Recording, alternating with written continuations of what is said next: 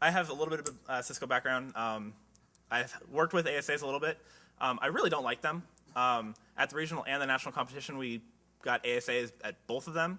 And like Jeff just said, I just got fed up with them, so I took them out of the front of our network, put them behind the switch, put a laptop in front of the switch, acting as our border firewall, which was awesome. It just gave us so much more control over what we were doing with our network. Let us run monitoring on it without even having to do like a span port or anything.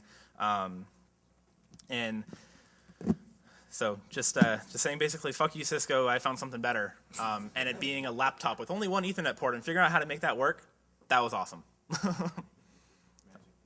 All right, I got two favorite memories. One was the 24-hour competition. It was actually 36 hours, a 3-hour break for dinner the first night. That killed a lot of teams. It killed a lot of teams. We had it with our with Peter Springer, who was there that year, the team captain, and his strict military discipline said, okay, you three go down for this period of time. You guys wake up 3 hours later, you get relieved, and that was a lot of fun. Having to stay up an extra hour or two and having to really manage your time. You could say, okay, well, I'm going to stay up an extra hour, but I'm going to lose an hour of sleep, and I'm only sleeping 2 hours in this block, and then I got 3 hours in the next block, so I'm only getting 5. Am I going to be able to make it through the entire competition like that? Whereas some other teams decided that beer was going to help them stay awake the entire competition, and were nearly disqualified for throwing fights with each other. So that was my first favorite memory. Second one was that year at Nationals. We had a Solaris box. It was our mail server. We migrated everything off of it. We had all the files on a BSD server that was clean. We installed it right before then, and we get all the IPF rules in, and you have to reboot for the IPF rules to take effect. Reboot never comes back. Solaris or Sun hacked us. Sun was the best red team member that year. Go Sun. It was a patch that was fixed in Workstation and OpenBSD, but not Solaris. Yeah, Solaris Workstation, Open Solaris, but not Solaris Server. Because why do you need? Yeah, your critical infrastructure doesn't need patch. Oh, and it turns out the red team that year didn't even touch that box because they didn't have Solaris shellcode. So go figure. Joe Luna wants to say something. So being on the red team, there's a lot of favorite moments. But there's so many random things that you hear when you're walking around, and you kind of mingle with the blue teams. One of my favorite things of the last regional competition was, I forget which blue team it was, but we're talking to the guy that was managing the ESX box. And he said, yeah, I was the only guy on our team that was working with VMware, so I thought it was kind of odd that there were 2 console connections. So if you work with VMware, you kind of problems for them. Yeah, our team actually freaked out about that because we knew what that indicated, and one person saw 2, and he just freaked out like, who else is there? Who else is there? So. All right, so does anyone have any questions for us? I know we were supposed to. Did you guys swap back and forth between blue and red like 1 year? No, the blue. As a student, you're not allowed to be on the red team at all. Then the blue team, except for, you have to be a full-time student. The regulation is you have to be a full-time student. You cannot be more than 20 hours a week in industry to be on a blue team. If you don't qualify for that, you qualify for red team. It's the way we read it, so Cause is on the red team. So yeah, there's no swapping back and forth. Oh, I'm sorry. Yeah, the question was, can you...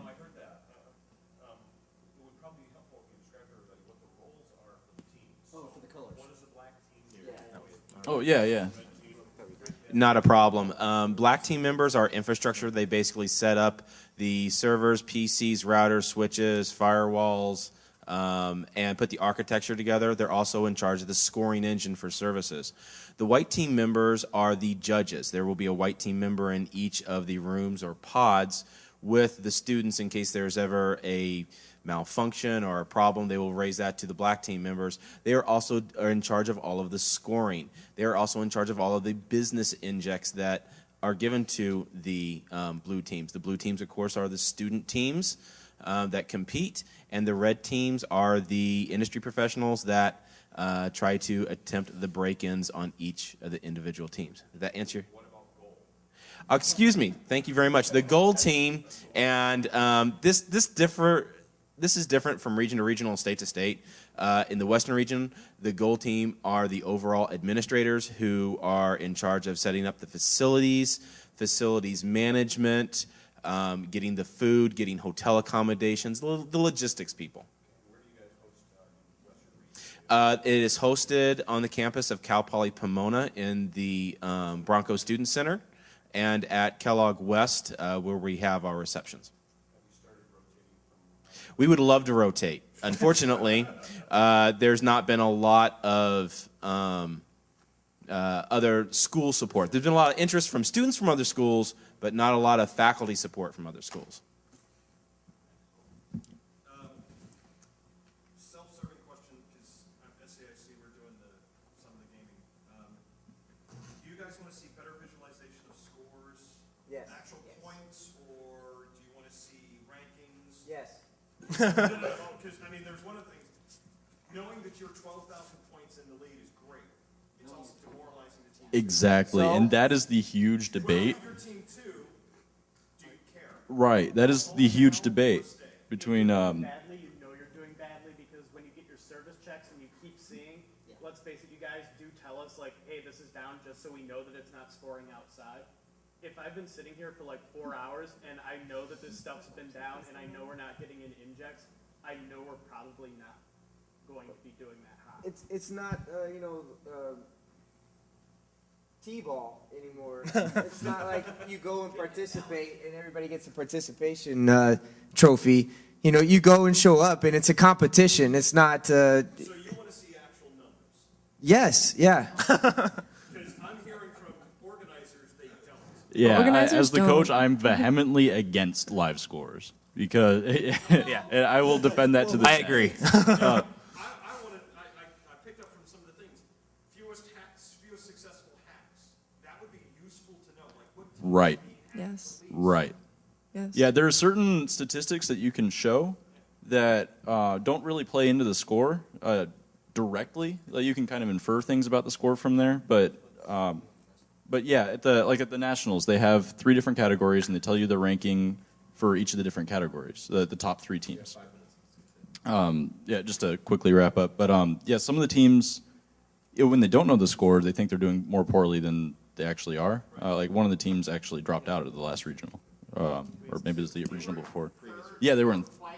They were close to taking second. They were 50 points away or something. They literally stopped and installed Windows 95 on all of their machines because they were bored. But imagine the teams that were actually doing poorly that would have dropped out the day before that. So. Okay, what's the right there question there? Well, I'm just going to bring the national point of view for why we don't give scores minute to minute.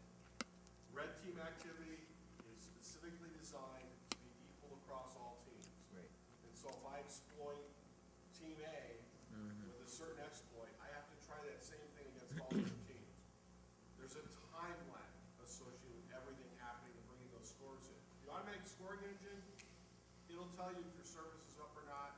It'll tell you when you're passing service level agreements. But if I hand you a Cisco Pix and say, here's an inject in an hour, the last company said this would solve all their problems, and now we'll solve all our problems, it takes us a while to score that against all the teams and still try to run the competition. So there are time lags on various score pieces. I will say this, not between first and second, but between second and third in the nationals, it's been decided once by 1 point out of over 5,000. Oh my God.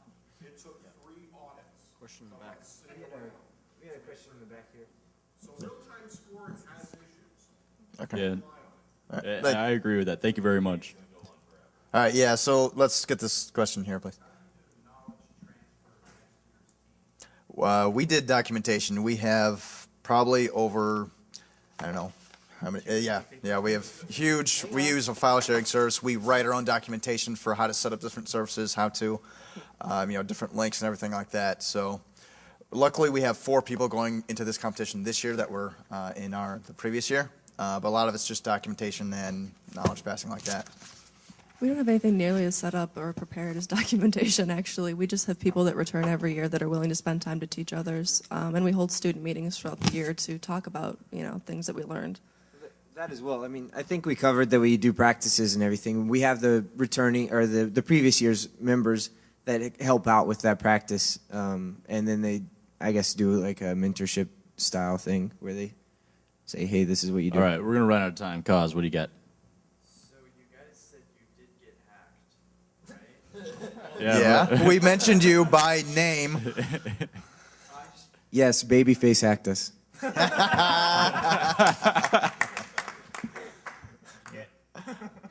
Any more questions from this side of the room? Not only did he get called Babyface by Business Week, but he got called Babyface at Blackout. All right, so in the front here.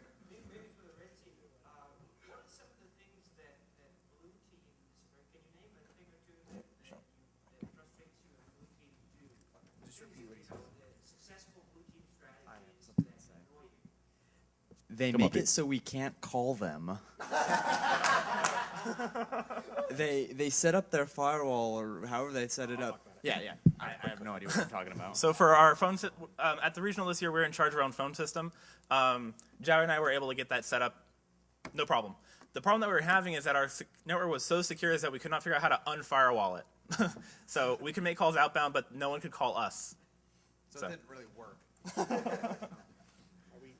Time or answer? Did that answer your question? I mean, I'll talk to you. and in the back there, sir?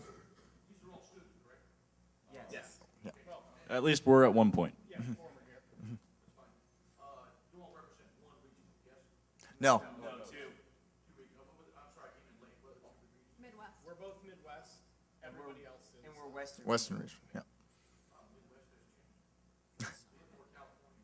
I had a mohawk for all the competitions.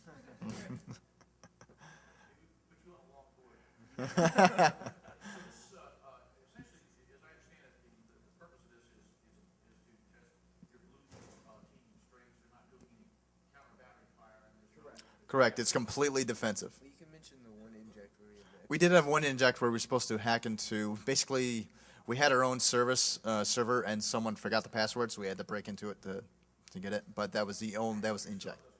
Yeah, exactly. It's only defensive. The basic idea is like a business. If you hack someone who hacked you, that tends to be illegal. So they didn't want to focus on that.